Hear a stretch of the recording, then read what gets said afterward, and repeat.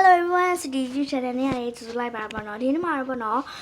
comment နဲ့ရပေါ့နော်ညီမလေးပြောရတာပေါ့နော်ဟိုပါလေးဗာလဲ Chromie House ID လေးလုပ်ပြပါဆိုတော့ဒီနေ့လုပ်ပြပါဖြစ်ပါတယ်ပေါ့နော်ကဲဗီဒီယိုလေးကိုဆက်လိုက်ကြအောင်အရင်ဆုံးဒီ menu လေးထဲကိုမှာမယ် props ထဲကိုမှာမယ်ပြီးလို့ရှိရင်ဒီ search by props ID လောက်နေပါမယ်နော်အကောင့်ဖွင့်ပြီးွားမှာပဲ ID လေးရေးလို့ရဖြစ်ပါတယ်ပေါ့နော်အခုကတော့ CD လေးကအဲ့ဒီ ID ကိုပြပြပါဖြစ်ပါတယ်ပေါ့နော် ID လေးကတော့4ခွန်1ခွန်3ညာ8ခွန်5ခွန်3ခွန်2 8 3ညာဖြစ်ပါတယ်ပေါ့နော်ပြီးတော့ရှင်ဒီက OK လေးကိုနှိပ်ပါမယ်အဲ့ OK လေးကိုနှိပ်ပါဒီက OK လေးကိုထပ်နှိပ်ပါမယ်ပေါ့နော်အဲ့ OK လေးကိုOK လေးကိုထပ်နှိပ်ပါဆိုဒီလိုမျိုးပေါ်လာလိမ့်မယ် Chromie House Design CKK ID Gaming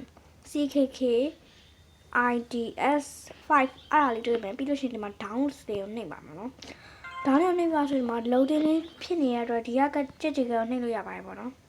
ပြီးရင်အခုသွားလို့ရပါတယ်ပေါ့နော် CD လေးနဲ့အခုသွားကြည့်ရအောင်ပေါ့နော်ကဲဒီမှာစလာတော့ပေါ့နော်သူကလှေကားလေးနဲ့လုပ်ပေးထားပါတယ်ပေါ့နော်ပြီးရင်မီးရင်လေးတွေရှိရပေါ့နော်မိုက်တော့မိုက်ပါတယ်ပြီးလို့ရှိရင်သူကဒီမှာရေးသေးရပေါ့နော် CKK ID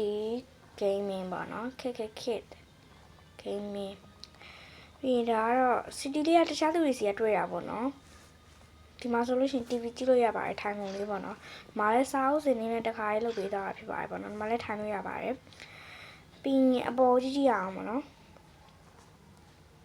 ဒီမှာဆိုရင်ဒီမှာအိတ်ခံပေါ့နော်ပြီးလို့ရှိရင်ဒီမှာကျတော့ makeup ပြင်တဲ့နေရာပေါ့နော် CKK ID Gaming အဲ့ဒါပဲပေါ်နေရပါတော့ဒီမှာလည်း Chromie ရဲ့ပုံစံပေါ့နော်ဒီမှာကျ Chromie ရဲ့ချုံနဲ့ချောင်းပေါ့နော်အနောက်မှာလည်းဒီလိုမျိုးတွေပဲရှိရပါတော့ကဲဒါလေးပဲပေါ့နော်အခုကတော့ဗီဒီယိုလေးကိုလည်းအဆုံးထိကြည့်ပြီးတော့အလုံးကျေးဇူးတင်ပါတယ်ပေါ့နော်ဒီ